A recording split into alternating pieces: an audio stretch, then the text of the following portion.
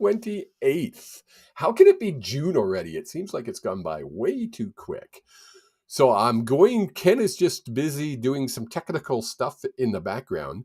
So when he nods his head, I'm going to click a button and he's magically going to appear and say hello to everybody. And I hope everybody's doing good. As you know, the Ask Ken show is your show.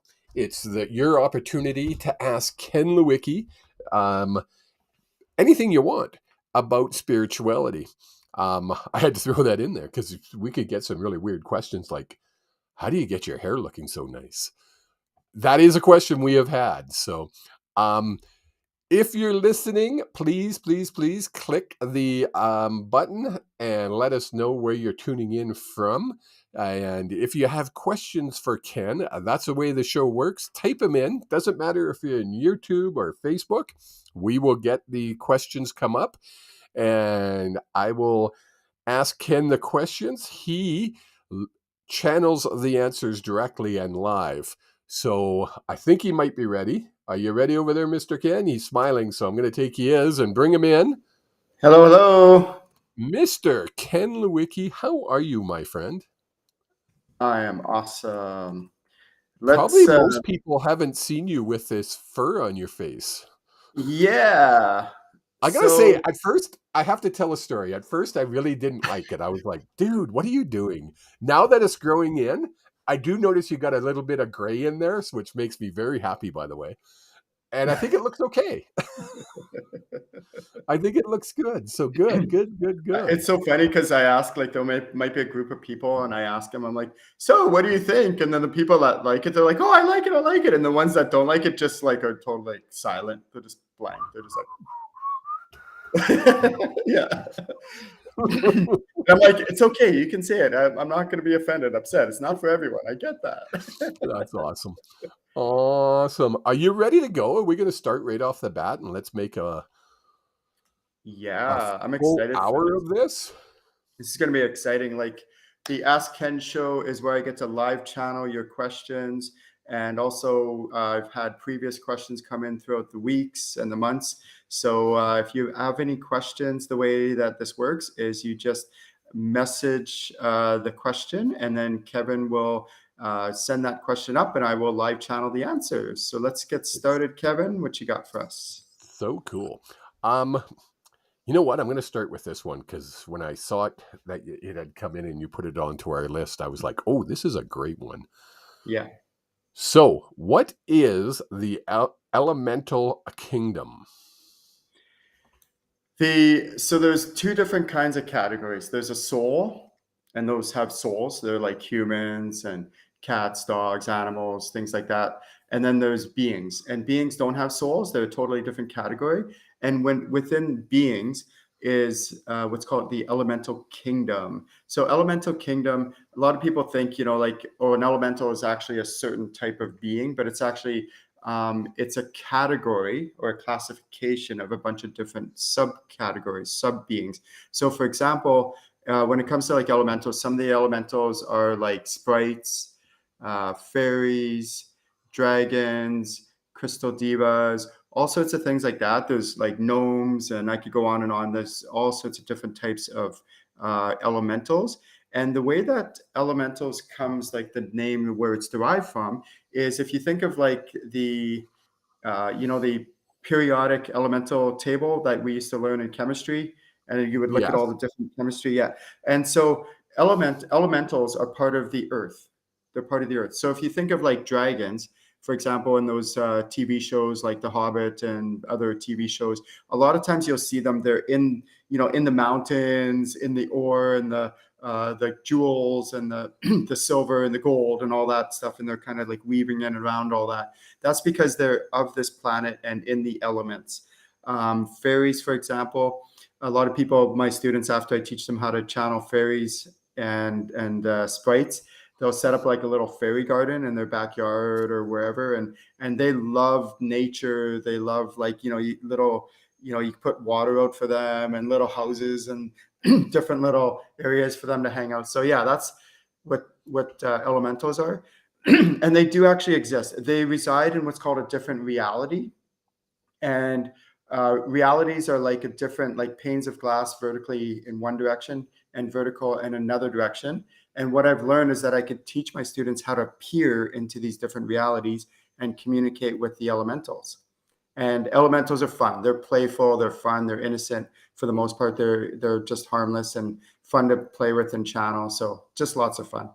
Nice. And that leads me into this great question. And I have to preface it by saying Ellison and I are rewatching Game of Thrones. So the whole idea of Game of Thrones are the dragons. So are dragons part of the elemental kingdom? It depends who you ask. If you ask the dragons themselves, they might be like, "Oh no, no, no, I'm not," but they actually are. So, like I said, if you one of my favorite shows is the How to Train Your Dragon.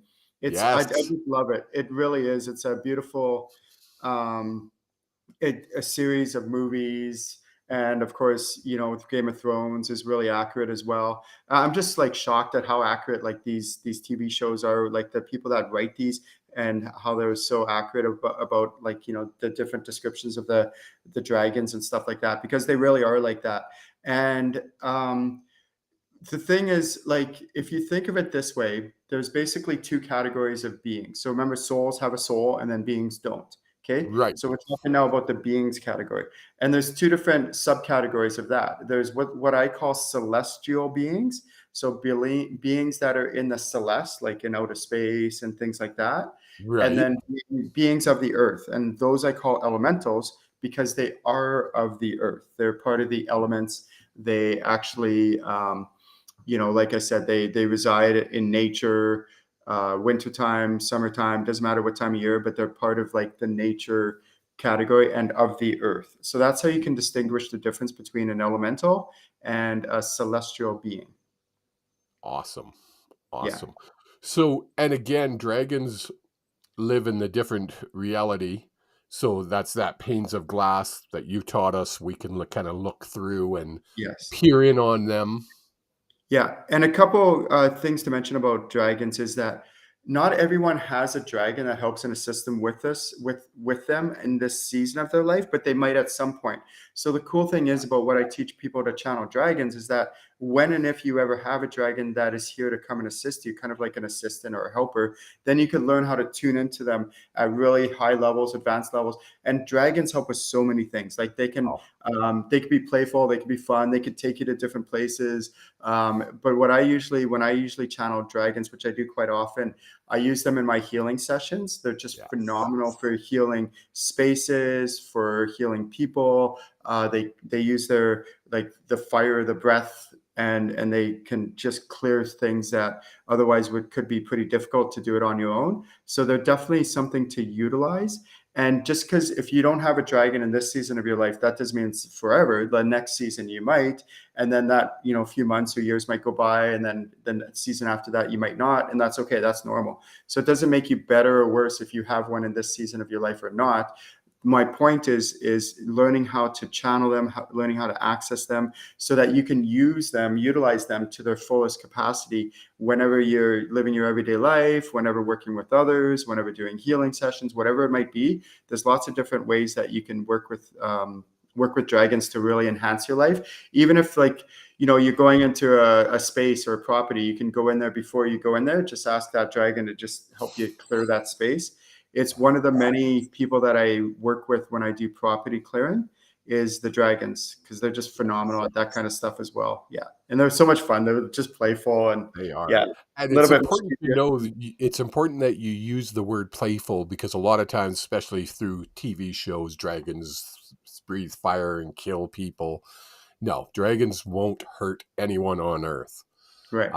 Yeah. It's an impossibility for them to hurt us. Yeah. They're there for us to help us. And it's a funny because you use the word you use your dragons, and my dragon got really mad when I said that, and he's like, "No, I work with you."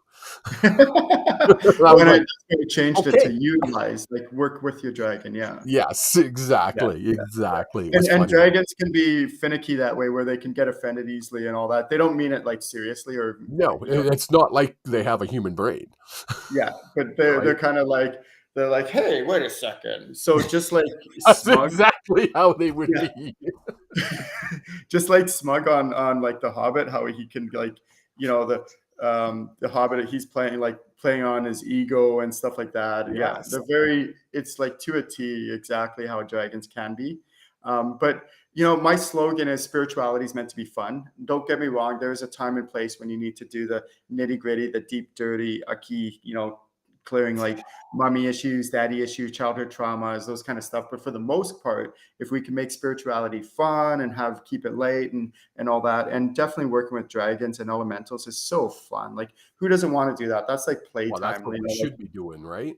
right. Yeah, like especially this time of year for people in the northern hemisphere, it's like it's summer out, it's the nice, beautiful weather.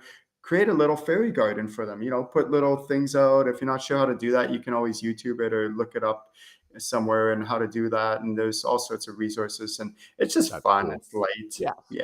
exactly. Carol Horton says, "Good morning, Ken." Hi, Because of Carol. course, where Ken is, it is 9:12 a.m. Yeah. tomorrow from where Yeah. I am. I Yeah. am I'm in the future. I'm in the Ken is time traveling. time traveling. That's Oh, by the awesome. way, if you are watching, just go ahead and give a shout out, say your name, where you're from. So thank you, Carol, for tuning in. Where's Carol from? She doesn't say. So where you from, Carol? Tell us where you're from. Yeah, That would be cool. Oh, I love yeah. this question. And I think we've asked this question before, but we've had so many episodes, Ken, that I can't remember when we started this show. Do you? We should have kept track so we could have It's been anniversaries. over a year now. It's been phenomenal. Yeah, it has. So this one I get asked this a lot. Where does our soul family reside and who are members of our soul family? So there's three different realms. The three different realms are there's the the astral realm, which is where we go when we die and where a soul family resides, and when we cross over. There's the in between realm where lost souls reside, and then there's the animal spirit realm. So what happens is when we die and we cross over, we go back to the astral realm, which is where our soul family resides. The astral realm actually resides in what's called the fourth dimension. Now, it's not the fourth dimension. The fourth dimension is massive, and within the fourth dimension is the astral realm. And so who is our soul family? And the reason why this question came up is because a lot of people think that the members of their earth family are members of the soul family. Well, they might be or might not be. And this is really important to know because there's people like of our immediate family that we might have a really cool connection with, and then others we might not. It doesn't mean that if somebody is part of your soul family, that everything's always hunky dory and you always get along perfectly. You still might have your own human stuff that comes up and you guys bicker or butt heads or whatever.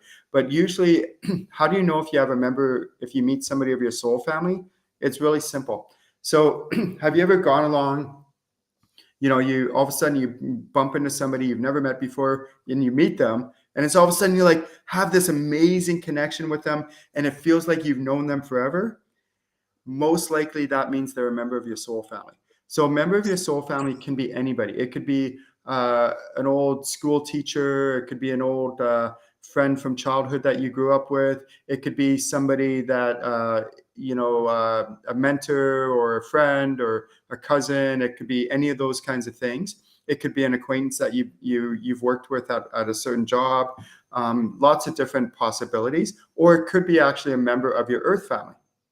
But not everyone necessarily of your earth family is a member of your soul family. And that's really important to distinguish, because when you realize that, it's not that if somebody's not a member of your soul family, it doesn't mean you go, well, screw off, get lost, you suck, you're not a member of my soul family. No, you can still have an amazing relationship with that person. But if the person is a member of your soul family, like truly and authentically, it's just you have a different kind of connection. It's a lot deeper for the most part. You can really just feel like really safe with them and connect with them on much deeper levels. And it's because you've known them not just from like previous lifetimes, but you've known them for eons, including in between lives. So what I mean by in between lives is that you live your life And then when you die and you cross over, you reside in the astral realm for a certain amount of time, and then you incarnate again, and then you live your life. And then when you die and you cross over from that life, you live your life in the in between lives in the astral realm with your soul family. So you're also residing with your soul family in between lives. Now, the cool thing is about soul families is you don't actually have to wait until you die before you can communicate with them. A lot of people don't realize this. You right now, you can go and communicate and hang out and fellowship with your soul family in who resides in the astral realm. You can do this right now. And I do this on a regular basis. I do this with my students in channeling level 2. I take them through a process and exercise of communicating with their soul family. Because why do you have to wait? You don't have to wait. So two things on this. One is that you have a whole group of members of your soul family that are in the astral realm right now, waiting for you, wanting you to communicate with them. And second thing is that there's a whole bunch of your soul family members scattered around the planet right now, in all sorts of different parts of the planet, different demographics, different age groups, and different cultures. And when you come across them, acknowledge that, connect with them, and really like maybe exchange contact information, stay in touch with them. It's really cool. It's just such a beautiful way to live. Good question. It's such a cool thing. I've met many people through my 58 years of life where I'm like, yeah, I couldn't care if I see you tomorrow. I've met other people like yourself, and it's just like, holy crap! I feel like I've known you all my life. And Ken and I met in 2020 and became very close friends very quickly because we're part of the same soul family on the other side, Yeah. and it was an instant connection. Another person, Rod, was the same thing, right? It was, we clicked. So when you feel it, Ken's right. You got to acknowledge it right away. It's Yeah. so cool. Acknowledge it, embrace it, welcome it, have fun with it. It's fun. Yeah. Don't go up to strangers though and do it because it can be awkward. Well, it Spirituality is depends. I what? don't know. I've done it. I've done it. I've gone up to strangers and like, what? Really? Yeah, that's cool. But that's Hold it. where channeling Ken comes was in. You know, Ken created an awkward situation? No. yeah, yeah. No, but it's not awkward because when you have channeling to know what to say to who when, your guides are like, okay, in Yes. this case, you say this to someone, and you're like, really? Are you sure? And then you do, and you say something that would be considered like taboo Awkward. or spiritual or awkward, but then they're like, they totally embrace it and they're like, yeah, that's awesome. Really? You believe in that stuff? You do that? And I'm like, yeah, actually I do that for a living. And they're like, That what? is so And then cool. next thing you know, the conversation is off to the races and we're talking about all sorts of cool spiritual stuff. It's time for people to come out of the closet. It really is. It's like none of this hiding and thinking, acting like we're doing something wrong or secretive or, people think we're weird. We already are weird. If you're watching this right now, you're weird. Welcome to the weird group. And that's okay. Embrace your weirdness, embrace your spirituality. Don't have to be all weird about being weird, but you just, embrace the fact that you're spiritual and you are, and we all are. And it's something to be awesome about and be like and proud of, because I'm proud that I'm spiritual. And I Yes. think it's such a cool thing. And it's becoming mainstream, is it not? Yeah. And that's one thing that's really neat is I started doing this in 2014 and it's been a long time, almost like, 2 decades. And so like I've seen how much more common this is. People talk about spirituality. People discuss it around their dinner table when they go out for, coffee with people, when they hang out with people. It's much more common than people realize. And it's great because everything that we're doing helps. And one of the things I really encourage my students to do is try to do your healing and clearing while you're doing your spiritual training, your spiritual development. Because if people are in the spiritual community are unhealthy, then it's repulsive to the people that are not in the spiritual community. Like they're like, ugh, like why would I want that? Like that person's, got all these problems and challenges and issues. I don't want anything to do with spirituality. But if you're healthy and people see that and you're having fun and you're light with spirituality and you're doing successful and prospering in these different areas of your life, people go, oh, what are you doing that's working? And you're like, oh, well, actually I'm spiritual. Oh, like I channel my spirit guides or things like that. And they're like, what, really? Oh, and You do then what? because you're prospering in these areas of your life, they want what you have, and that's attractive. And now they Yeah. want this. So that's why I really encourage my students to do their healing and clearing while they're learning their hard skills, while they're learning their technical skills on how to, build their channeling abilities and build their spiritual abilities and their enhancements and all that other stuff that come along with their spiritual upgrades. And I could go on and on. It's so awesome. That's the best way to live. And the other thing I also mentioned to my students is do what you can with what you got with where you're at. So you don't have to be perfectly healed to help others. You don't have to be perfectly, have it all together to help others. You can still help others, but while you're helping others, you're working on cleaning your own, cleaning your own house and sweeping your own side of the street and working on your own challenges, your own issues, your own mommy, daddy, whatever traumas and stuff like that we all have. Welcome to the journey called life. But as you're working on Yes. yourself, you're helping others, and you're doing both at the same time. That's very cool. I love how the universe works because you'll I'll start you on a topic and I'll ask you a question that I'm looking to see what other questions I can ask, and you literally lead me into the question I've picked. I've decided this question, and then 3 minutes later you lead me into it. In that segment, you were talking about. Almost like I'm reading your mind or something. Yeah, yeah, I might be, get out of my head. It might um, you talked about spiritual upgrades. What are spiritual upgrades, and can I do them on myself? If Okay, so, so how? let's talk about a couple things here. There's spiritual training and development. Spiritual training and development is like attending workshops, attending seminars, attending different kinds of trainings, maybe a mentorship, a one-on-one, things like that, where you're actually being mentored and you're being trained and taught different things. That's spiritual development. Okay, so that's really important. Please do that. That's where you learn the hard skills. That's where you learn how to actually do the practical, technical part of spirituality. And then what I mean by spiritual upgrades, or so there's what's called like spiritual upgrades, spiritual enhancements. There's what's called attunements, activations, and all sorts of different other kinds of. So what this means is we're basically made up. Our physical body is only made up of a small percentage of what makes us up as humans. Like we're really much more than our physical body. We're way more than that. And uh, I've been able to, through channeling, identify, over like 100 like different modalities and stuff like that. And when I do my ascension group healing, I literally go through like pages and pages of different kinds of modalities and healings that I'll do on the group when I heal the group as a whole. And the power of being very specific and knowing the different aspects that make us up, the non-physical aspects that make us up as a human, is that you can really focus in and hone in on those aspects that need the healing the most, and then know how to, again, through channeling, to heal those components and heal those aspects so that all your aspects are working in unison, they're working together in a healthy way.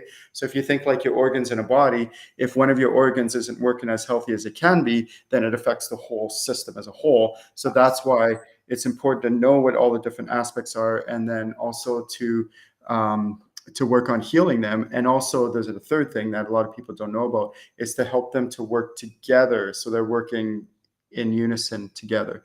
Now, sometimes what happens is we need like a spiritual upgrade. And the example that I use is, imagine if you have a Honda Civic and you take the engine out of the Honda Civic and you put in a Ferrari engine into that Honda Civic. Well, that Ferrari engine is going to just tear all the other parts to tear it apart, because they're not made for that kind of horsepower, that kind of engine. So then what happens is, as we develop and we continue on our ascension process, we might get different spiritual upgrades, but then we need to upgrade the components around that engine block so that it might be like have a thicker fan belt and have a stronger transmission and a torque system and different all the other components that can handle that. Ooh, getting goosebumps as I'm talking about it. And so one of the examples that I use is, for example, grounding. So as my students will continue on their spiritual journey, especially with me, as they're really like their growth, their ascension growth isn't like this. It's more like this. It's very steep in a good way, because it's just like really fast growth. And so what happens is, as their other components are getting upgrades and they're ascending and they're developing their other aspects through the training and other ways, then what happens sometimes is their grounding that they have isn't high enough or strong enough. So you need actual stronger grounding. And so think of it like a hose, or like a ground, like an anchor. If that grounding is small, it's going to only do so much. But then you need stronger grounding as you continue with your ascension process. So oftentimes I'll upgrade their grounding so that they can fly higher and do greater things. Other times I will upgrade their chakra system.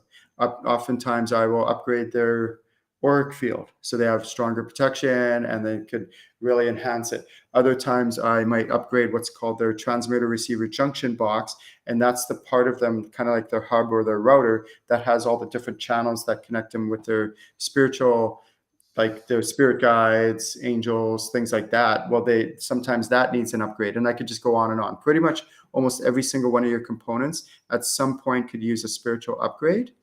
And then there's also what's called attunements, and attunements are like symbols, and you get those symbols that put in you, but then there's more than just putting the symbol in you. It has to be connected to your different aspects, like your soul, your higher self, your timeline, and then all your other aspects, and then make sure it's all connected nice and solid. And then we need to like turn it on. We need to make sure it's bright, so it's not just dormant. It actually needs to be turned on and lit up, and then make sure it's fully bright. And then we also need to update your Akashic records to reflect the new spiritual upgrades and enhancements that was just done on you, because that part needs to be rewritten in your book, your etheric book of life, called your Akashic records. Yeah, so there's a lot to spiritual upgrades.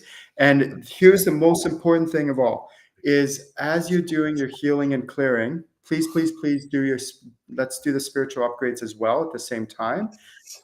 Because what happens is, you're doing your healing and clearing, but then, like I said, that analogy with the car is you need those spiritual upgrades to help you get to those higher levels at the same time as well. And also the actual practical formal training, like taking the workshops, taking the seminars, doing the retreats, things like that.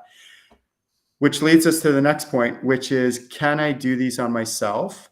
And this is what I found from personal experience, not just with myself, but also with my students, is yes, you can, and please do try to. So I will often do spiritual upgrades on myself with the guidance of my spirit guides on how to do this. Who do I need to help me? Is it an angel who needs to help me? Is it my spirit guides that need to help me? Or can I do it all on my own? Or is it a combination of that? And I'll often do spiritual upgrades on myself.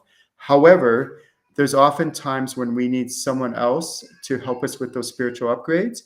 And here's the reason why, is because they may be able to see things from their perspective that we might otherwise miss. And then they could also verify what they're doing. If they have good channeling abilities, they can confirm and verify that it's actually working and it's going in properly. And then the other reason is because they may have abilities to do the spiritual upgrades that we may not have at this moment in our life, in our journey. So they can do it for us as we continue our ascension process. So that's why it's important also to not just think you can do 100% of all your spiritual upgrades yourself. I haven't found that to be true. And that's why something like a mentor or a spiritual practitioner can help you with those spiritual upgrades. Very cool.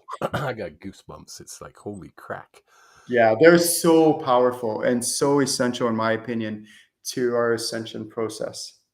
Now, when you talk symbols, and this is something I always keep meaning to ask you, even when we're not on camera, because we talk about symbols, and you have given me many symbols and activated them and changed my junction box and blah, blah, all kinds of high level stuff.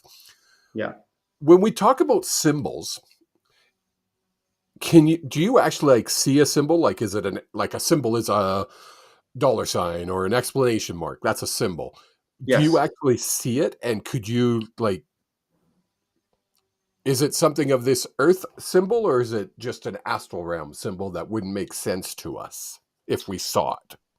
Yeah. So like so what Kevin is referring to is what's called attunements. Attunements are symbols that are put into you, and each attunement attunes you to that energy of that symbol to help you do higher level stuff. hence the spiritual upgrade. That's why it's called a spiritual upgrade. In this case, there's attunements, activations. It's different, bunch of different types of spiritual upgrades. However, if we just break down what an attunement is a symbol. So when I put a symbol in somebody, I work with what's called the symbols archangel, and this symbols archangel specializes in working with that person's spirit guides as to what symbol is appropriate for this person in this season of their life that they need to help them with their ascension, with their growth, their evolution. And so that symbols archangel, basically I work with that symbols archangel to put that attunement into the person. Now once it's in that person, I will see what it looks like. So it's not just two-dimensional, it's actually three-dimensional, and it's actually more than three-dimensional, but it's not just like a symbol like on a piece of paper. It actually moves. It's work, like it's in flow and fluid. It's fluid, it's moving. And when I put that symbol in the person, it could be in different parts of their body. Sometimes it's up in their head region, sometimes it's down in their lower body, and oftentimes it's in the middle. And when I put, the cool thing is that I've realized, and I made this realization about 15 years ago when I was working with a client, and I asked them, I'm like, have you ever like been attuned to like Reiki symbols or any other symbols? They're like, what are you talking about? I don't even know what that is. And they're like brand new to spirituality in this lifetime. They've never done anything like this. They just had their awakening, so they don't know anything about anything. And they're like, no, I don't know what you're talking about. I'm like, because I see these symbols that are floating around in your field, but if you've never done attunements, then how do you have those? And then I channel my guides and their guides, and they're like, Ken, they received the symbols in a past lifetime. So the cool thing is that whenever you receive attunements or symbols, they're not just for this lifetime, they're also for future lifetimes. You will carry this with you from lifetime to lifetime from this point forward. And how cool is that? Like, that's just phenomenal. And one of the things that I've realized with symbols, because I've had to reattune certain people to these energies, is that sometimes what happens is when somebody receives an attunement by someone else, it's not always done to its fullest, to its optimal. So what I realized with attunements is there's actually several steps that need to be done. We need to, first of all, make sure that it's in properly. So it's in the person's, all the non-physical aspects. We need to make sure that it's connected to the person's soul. We need to make sure that it's connected to the person's timeline. We need to make sure that it's connected to the person's higher self. We need to make sure that it's updated in their Akashic records. And then, like I said earlier, we need to make sure that it's fully on, that it's actually lit up, and it's not just like a dormant symbol that's kind of floating there all grayed out. No, it needs to be bright, lit up, and everything. And then I check with my spirit guides. I say, okay, and their spirit guides, is there anything else I'm missing? What else needs to be done? Let's make sure that this attunement has taken fully and it's fully integrated into the person completely. And 90 whatever percent of the time, I would say that happens immediately. Every once in a while, though, I get a symbol that is put in the person. It's fully 100% complete as far as it can be in that moment, but it'll take a few weeks or months to fully come into place. And it will, as it just settles into that person and integrates. It's really wild stuff. Like, this is crazy And cool. is that not why, with attunement especially, and symbols, we should be getting help by someone who is properly trained, rather than, it's like you wouldn't go to my neighbor for a chiropractor adjustment. I would go Right. to a chiropractor. I wouldn't let Right. a chiropractor operate on my heart. I'm going to go to a heart surgeon. Is Exactly. it fair to say that you should have a professional, someone who's been trained in this, do Yeah. this work? And thank you for saying that, Kevin. This is the reason why, in my opinion, channeling is the foundation to all spirituality.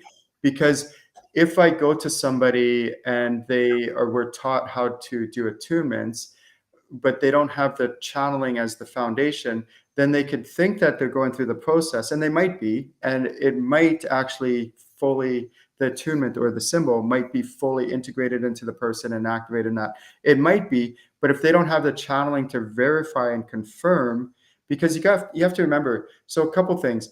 each symbol might be a different process on how to fully integrate it into the person, how to fully make sure it's connected and enhanced and lit up. There's a whole bunch of, like, each symbol could be different, and it has been.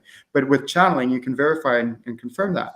Another thing is too, is let's say you have 100 people in a lineup, and each person's going to receive that same symbol. Well, that the process might be slightly different for each person. Why? Because some person, their aspects might not be fully on board. Another person, there might be an aspect that is kind of, fighting it. Another person might need different aspects or whatever upgraded first. Because oftentimes what I'll do with my students is I'll check, okay, is there anything before we do the spiritual upgrade? Do we need to do any other things first to prepare the person for the spiritual upgrade? And the only way to do that is to check with their spirit guides to make sure. Right, and to channel. From And what Kevin I've knows this learned, really well. He's channeling all the time with his spirit guides and his sessions, his mediumship sessions, his spirit guide sessions. Like, so he knows this because he's actually living it. Where somebody who doesn't know it, they are kind of winging it, or just kind of like it's spontaneous. But when you actually are intentional about channeling, you know what you're doing, and you confirm it, and you can verify it with your guides and their guides. It's way next level stuff. Next level. And I've had sessions with people, and they're like, yeah, I've been spiritually upgraded, and I'll check with their spirit guides, and they're like, well, they paid money to somebody and they said they did it, but they had no idea what they were doing. Right. And it's so important. It's just like you talked about a car. You don't put a Ferrari into a Honda. Right. It's just not done. You don't put a X symbol into somebody who's not ready for it. You have to be at a certain level of vibration to accept it, or else it's useless, and it's probably going to hurt you in the long run. Yeah, and that's a good point too, is you don't just put random symbols into somebody, you check. So when I work with people, let's say over my 6-month strategic channeling program, so that's after they complete level 3, then they can apply for my 6-month program, and that's a one-on-one mentorship. Is during that 6-month period, I'm checking them, and every single time we meet, every single session, okay, do they need a spiritual upgrade? And sometimes it's no. Sometimes it's like no, and I'm like, no, you're good. Let's continue on with other trainings, other developments through that 1-hour session. But then the next time we meet, I'm like, oh, you actually need 3 spiritual upgrades, 2 attunements, and an activation. And I'm like, okay, let's do this. And then again, I go through the process of, do we need to prep anything first before we do these? Do we need to clear anything? Do we need to make sure that their field is clear, that their energy systems are clear, that their different aspects are cleared, or can we just jump right into it? And then I had one just the other day where they needed some clearing. They had some blocks that they had. So I cleared that. This lady had 3 blocks. So I cleared 2 of them. And then I got very clearly, don't do the 3rd one. Just do this other thing first. And what was it? It was a massive spiritual upgrade that she received. And what did that spiritual upgrade do? It cleared that 3rd block. It cleared the 3rd one. I'm like, cool. That's why we needed to do that one differently. So again, clearing blocks, again, with channeling, you can do all this stuff. Whew, getting major goosebumps. And sometimes there's a block for a purpose. We don't get blocks for the sake of being blocked. It's just, there's a reason for everything that happens in the universe. I'm slowly learning this. Thank you, Ken. I love that. It's, we could go on 2 hours just on this topic. Yeah. We have all kinds of new viewers. If you've just tuned in, please let us know where you're tuning in from. We talked about Carol Horton a while back. She's from Western Australia. Woo, love my Australian friends. Australians are awesome. Thank you for tuning in, Carol. Penchuk says, "Happy morning to you in Belly." Oh yeah, thank you, Carrie. It is morning time. It is morning, almost noon. And Carrie's from Alberta, Canada. So welcome, Carrie. Beautiful Alberta, Canada. Yeah, I got to throw that in there. It's almost stampede time. I'll be wearing a cowboy hat. So we're going to switch subjects here. Okay. When we see spirits, where are we viewing them from? Okay, so there's depending on the type of spirit, there's what I call this like the earth plane. We're on the earth plane, and that's where we live, in a 3D earth plane. The astral realm is in the 4th dimension, so it's actually in a different dimension we talked about earlier. and that's the astral realm. So depending on the kind of soul that we're, again, souls reside in realms and beings reside in realities. It doesn't mean beings can't go and, hang out with the souls and stuff like that, but they don't really that's not where they reside, but they can go, like angels can go visit the realms, obviously, and stuff like that, but they don't hang out there. They hang out in realities. Okay, so now we're back to realms. There's 3 different realms. There's the astral realm, there's the in-between realm, and there's the animal spirit realm. So let's just talk about, for now, let's just talk about the first one, which is the astral realm. In the astral realm, depending on the kind of soul that we're communicating with, there's all sorts of different kinds of souls. So there's random souls that you don't know them, they don't know you, but you can still connect with them. They're in the astral realm. There's loved ones that you knew that were here on this planet. They may have died and crossed over into the astral realm. And then there's soul family members. There are members of your soul family that you've lived eons with. There's ascended masters. Again, there's souls that reside in the astral realm. You can connect with them. You can communicate with them. And then, of course, there's your spirit guides. Your spirit guides are members of your soul family and that are here to help you in this season of your life. And they can change depending on what season of your life you are. So that's the astral realm. There's, of course, the animal spirit realm. That's where we communicate with, our pets or exotic animals, things like that. And then there is the in-between realm, and that's where lost souls reside. Lost souls are souls who haven't fully crossed over to the astral realm for whatever reason. So there's a process that I've developed on 2 things. On one is how to identify if you're communicating with a lost soul. And then the second thing, and the most important thing, is how to actually cross that lost soul over to the astral realm so it can be with its soul family and get the healing and the care that it needs. And that's a really important thing. So the 2 most important things about channeling is, one is knowing who you're channeling, because you need to know who you're channeling so that you know what to do with this information. Do you take it? Do you just dismiss it? Like if it's a random soul, they don't know you from anybody, so you wouldn't take their advice and take their guidance. And you also want to make sure that you're communicating with ones that are in your highest and greatest good. And then the second thing is you want to know where you're operating. Where are you operating? Which realm are you operating in? And this way you can distinguish. So in the workshops that I teach, I'm taking them through okay, let's have your spirit guide give you a tour of the astral realm. So you actually know the astral realm. You know it really well. What are the characteristics of it? What are the different places of the astral realm? How can you go in there and know that when you're communicating with souls in the astral realm, you know that that's where you're operating.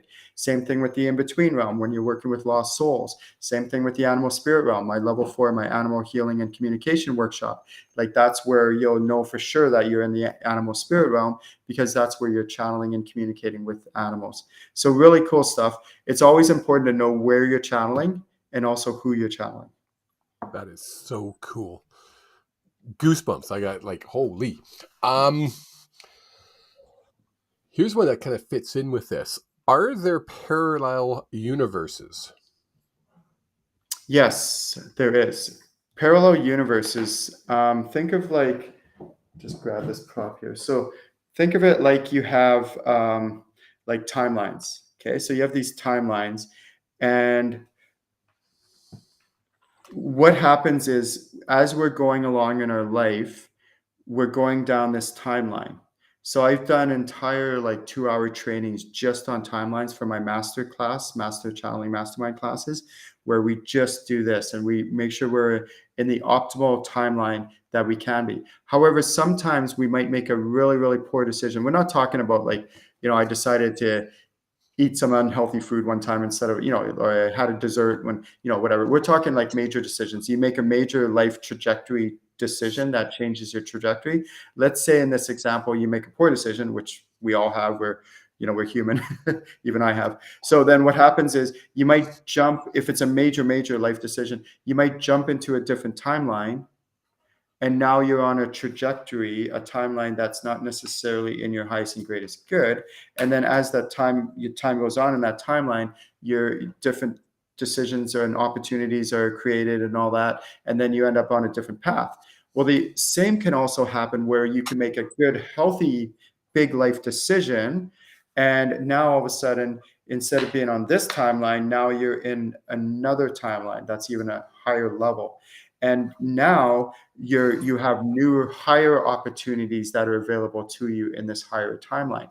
So when people talk about parallel universes or doppelgangers, you literally do have doppelgangers. What doppelgangers are they're you, but basically that have made different decisions, and they operate in different timelines. And I've actually had this happen where I've actually, back in high school, I made poor decisions in high school in this one timeline, and I ended up jumping into a lower timeline. And then in my adulthood, I actually accidentally peered into this other timeline, and I was looking through my own eyes, and I was really unfulfilled in this lifetime. I was still living in my hometown of Winnipeg, where I grew up, and I wasn't, I just kind of going through the motions. I wasn't spiritual. I didn't have my spiritual awakening. My father did still die in 2001, but I didn't grieve him because I didn't know how. I did have a child, but I wasn't really there for my child. I wasn't really, like, I didn't really raise her. I was just kind of like, again, going through the motions. I wasn't happy with myself. So that was an example of where I actually got to peer into a timeline that was a lower timeline where I made poor decisions in my childhood that affected me in that lifetime. So That's so cool. what the cool thing about timelines, though, is what you can do. There's a couple things you can do. One, and you're welcome if you're watching this right now, is you can tune into your timeline. So your timeline is connected with your soul. So tune into your timeline that's connected with your soul, and then feel into that timeline.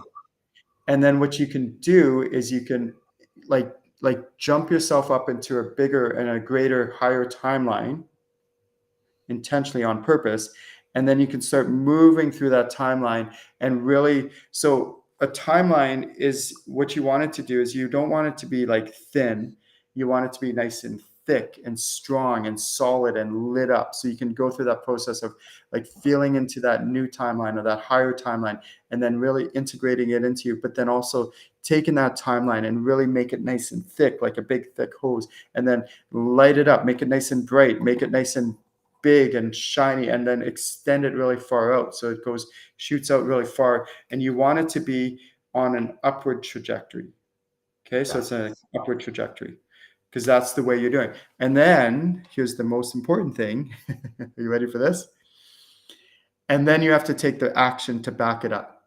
You have to take the action to back it up. Just because you're like, oh, I'm going to just sit here and put myself into this new timeline and everything's just going to materialize for me. No, you still have to take the action, the guided action that your spirit guides, your soul, your higher self is all guiding you to say, okay, now I'm going to do this with my ventures. Now I'm going to do this with my business. Now I'm going to do this with my relationships, and so on and so on. And that will help keep you on that upward trajectory to fulfill that timeline that you're currently on.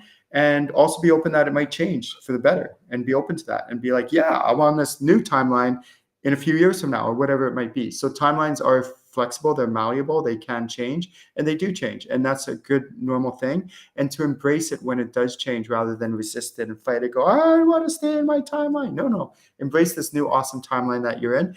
And what you can really do, this is really advanced stuff, is when you get to a point where you want to use this knowledge and to really enhance your life. So what I do, and this is the way I live my life, I'm like, okay, now I'm meant to change locations, for example. That's one of the many, many different things. I'm meant to move to a different location. So I'm like, okay, this is what I'm getting for my guidance, and I'm getting goosebumps talking about it. So I embrace it. And I actually work with it, work with my timeline, work with my guidance to embrace and enhance these jump in timelines, and just keep doing that over and over and over again. It's such a phenomenal way to live. It's and thus you are where you are, right? Yeah, If you continued where you were in 1990s, early 2000, we wouldn't have never met, right. right? Our paths had to cross where they did for a purpose, for a reason, because we were both ready to have our paths cross. It's such a cool when you get really deep like that. It just I could sit and listen for hours and hours. Yeah. Well, and those of you viewers that are watching, think about this. Okay, you ready for this? Think about this. Everything had to happen in your life up to this point to get you to where you are today? Yes. If you ever thought about Everything. that, and all the people you've met along the way as well, like not just events and circumstances, but also the people you've met have gotten you to this point where you're at today. And And they so actually make you who you are. yeah, and so I'm honored to have met, my friends and foes and everyone else along the way to get me to the point where I'm at in my journey today. I'm grateful for this. And also the circumstances, the situations have also led me to this. The good, the bad, the ugly, the traumas, all the other things have led me to this point today. However, it is my responsibility to take ownership for the remaining healing that I need to do, for any stuff that's unresolved, any guilt, any resentment, any other things that I still need to work on. And I do, and I still have stuff, and I'm working on those stuff, and I'm taking ownership of it. I'm not just like, okay, I got to this point, now I'm fine, I'm going to coast. No, I still have work to do, and my inner work, my inner healing, and I work with other practitioners to do that healing. I work on myself as well, do self-healing, and on and on and on. And I keep working on my spiritual upgrades, as I mentioned earlier, along the journey. And so this is the beautiful thing, because why am I doing this? Because I'm still on this path. I'm still on this journey. Where am I going to be led to next? I don't know, but I'm just enjoying the journey while I'm at it. And I do have goals, and I do have aspirations, long-term goals that I'm working on along the way, and embracing this, not knowing exactly where it's going to end, but I'm just continue on this journey. And it's such a beautiful life to live. Well, while you were talking, I was like, what had to happen for Ken and I to meet? And Right. so many different things had to happen, including me leaving my wife, um, including hiring my present girlfriend's daughter at when I was running a Shoppers Drug Mart. I would never have met her, and she's the one who was following you. Right. And the biggest thing that had to happen, and it's probably the worst thing that's ever happened in my life, is COVID happened. If it wasn't for the fact COVID happened, I would Yeah. never have taken your course. Right. And when you think of that, and I get emotional when I talk about it to people, because when you think of that, when you think something so horrible, so like devastating to the entire planet had to happen for Ken and I to meet. It's Yeah. bizarre. And now you look at how many people I've met since then through Ken, through my business. It wouldn't have happened if I hadn't left my wife, if I hadn't had to hire Daddy at Shoppers, if I hadn't met Allison, if I hadn't met Ken, Yeah. if COVID Yeah. didn't happen. It's Yeah. bizarre. It's one of Yeah. those where you just sit sometimes and you go, I'm exhausted. There's a lot happening in our lives. Do you want to hear, like, and I feel for you, like, on that breakup with your wife, because I like, when I went through my separation, it was like I was devastated. And after, like, while I was going through it, it took me years and years to recover from that. And while I was going through that, I'm like, I don't wish this upon anyone. Like, it is like, and I could feel for you. I know how hard that must have been for you, Kevin. And so here's a really cool thing. And if any of you are watching this, I'll get you to write this down. Whenever something so-called bad happens into my life, I don't do it always right away, but I try to do it eventually. Whenever something bad happens in my life, I always ask myself, where's the opportunity in this? So that's the part Yes. I'll get you to write down if you're watching this. Where's the opportunity in this? Opportunity. Because if you look, no matter what happens in your life, no matter how bad it seems, if you look for that opportunity, you can flip it around and make something good out of it. You really can. And I do this intentionally anytime so-called something bad happens. And then who knows where that's going to lead. The so-called bad event could lead you to something like where Kevin and I meet, or maybe you meet someone else in the future, or maybe you end up in a different place or a different location, and all of a sudden all these different opportunities arise for you. So, like, sometimes what happens in life is we need to make these tough decisions to open up new doors, to open Yeah. up new opportunities. And a lot of us are so afraid to make these tough decisions because they're like, oh, I just want to, it's easier this way, it's more comfortable. And yeah, it kind of sucks the situation I'm in. So what if I just, wait another few more years, or wait, whatever. But is that really your highest purpose? Is that really what you're meant to do? Are you really meant to wait? Or are you meant to just kind of suck it up, make those tough decisions for these new opportunities to just go, wow, like, look at all these different opportunities that have arisen. And there's been times in my life where I've resisted making those tough decisions, and it just got worse and worse and worse and worse. But finally, when I buckled down and made those tough decisions, then, like, like not right away. There was still that grieving process and all that, Oh, of like course. the chaos afterward. But in a few months or years afterward, I look back and I'm like, oh wow, look how far I've come because I made that tough decision several months ago or several years ago. So sometimes, please, please, please, if you're being guided to make those tough decisions from your spirit guides, sometimes just suck it up, buckle up, Make them. make those tough decisions, make it, and then try your best to make the best out of it. Work with colleagues and friends, and have work with your support system to help you through that initial period after that tough decision that you made. The grief and all the other suffering and pain that might come with it, because I know it's not always easy and there can be some struggle with it, but you come out the other side bigger and brighter from going through that tough time. It's funny because we're going to stick on this because the guys are telling us to. Um, you can go back to when you feel somebody really screwed you over in life, that they really treated you badly and kind of caused you to shift your path in life. Yeah. And then now you can sit back and you can look back and literally, I want to go and hug these people and say, thank you for doing what you did to me, Right. because look how happy I am now because you took me off the path I was on. Yeah. You thought you were you thought you were trying to ruin my life, but in actuality, you made my life. It's a Yeah. cool feeling. And that's Yeah. where the channeling, when you can actually look back, and that's how wow, I've made it. Yeah. Yeah. Thank you Whew. for saying that, Kevin, because I'm sure every viewer watching can relate to that. There's been a time in their life where, a really poor circumstances has happened, or somebody screwed them in their life, but then they've come out even better because of it. And it's just such an amazing thing. So thank you for sharing that. Yeah. So That's true. cool. Okay. Holy, we only got 3. That was a quick hour. I know, right? Wow. Wow. So, Ken, if somebody's watching this, and I mean, we don't have a ton of viewers watching live, but I know we get a ton after the fact as a podcast and whatnot. If they want to reach out and take a course with you, what's the best way to do that?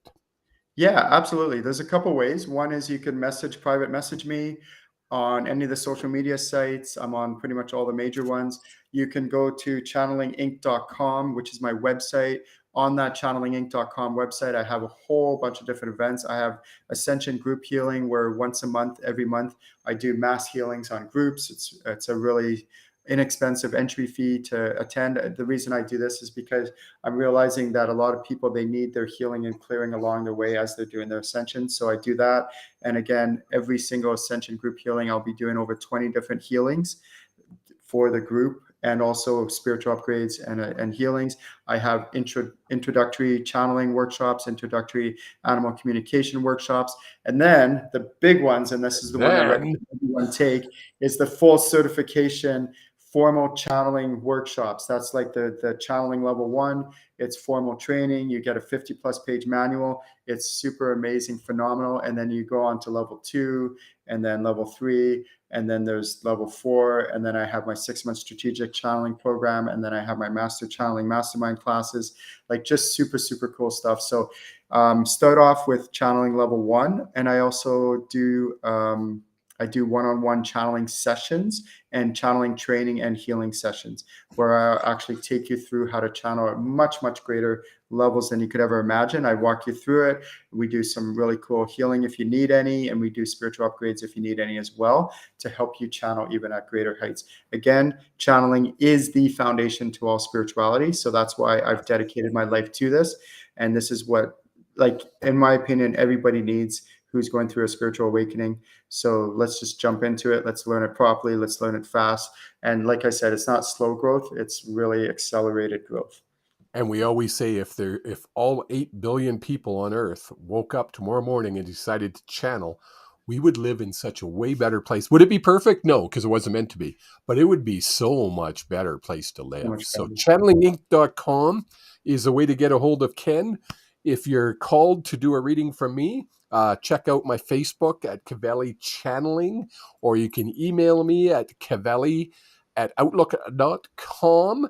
Ken, until next month, I'm just clicking on my calendar if people are wondering what I'm doing and when I'm looking away. I want to get the date. That's why I'm doing that. Next month is July, so it'll be July 26th. I might be in a different location. You might have to do a sub for me because I don't know if I'll have internet, but we'll talk about that. We'll figure that out. Yeah. Excellent. Awesome. Until next month. Thank you, everyone, for joining in. Have a great